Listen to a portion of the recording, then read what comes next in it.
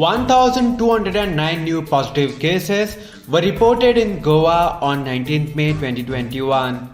According to Health Bulletin issued by Directorate of Health Services, Goa's recovery rate is 82.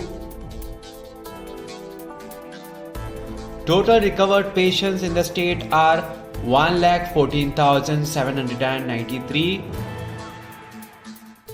2,160 people recovered in last 24 hours. Total samples tested till now are 7,69,184.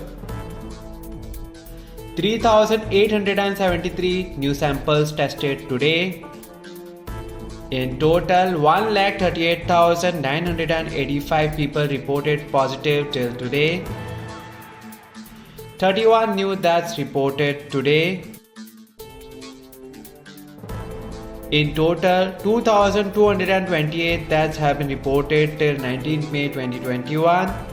Active cases in the state now stands at 22,964. Bed capacity in COVID care centers are as follows. District North, total capacity 351, current vacancy 231. District South, total capacity 230, current vacancy 139.